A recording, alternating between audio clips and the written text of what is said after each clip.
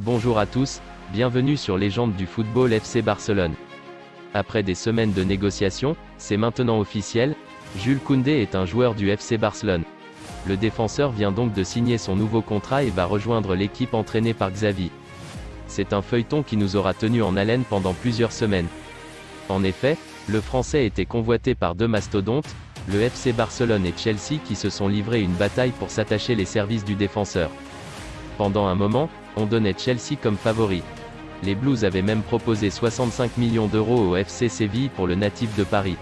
Mais au final, c'est le club catalan qui s'en sort vainqueur. L'opération est estimée à 50 millions d'euros plus 10 de bonus. A noter que les Girondins de Bordeaux, son club formateur, devraient toucher 20% de cette somme, à savoir 5 millions d'euros.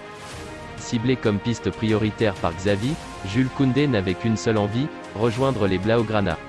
Un rêve qui va devenir réalité pour le joueur et qui va donc rejoindre les nouvelles recrues barcelonaises telles que Robert Lewandowski, Andreas Christensen, Franck Kessié ou encore Rafinha. L'international français, 11 sélections, pourrait donc faire ses débuts dès ce week-end face aux New York Red Bulls. Le Barça est décidément bien en forme en ce moment.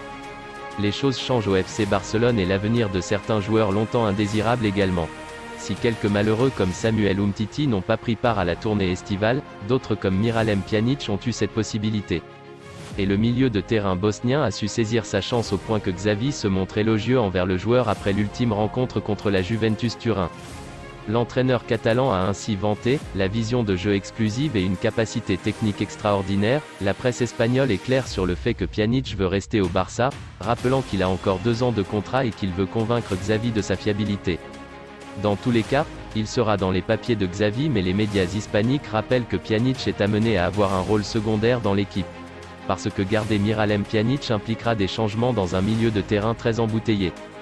Xavi apprécie le profil de Pjanic qui fait bonne impression cet été. On pense à Nico Gonzalez qui se pose la question d'un prêt bien que Xavi lui aurait convaincu de rester. On pense bien sûr à Frenkie de Jong, toujours annoncé partant à Chelsea mais aucune offre à ce jour.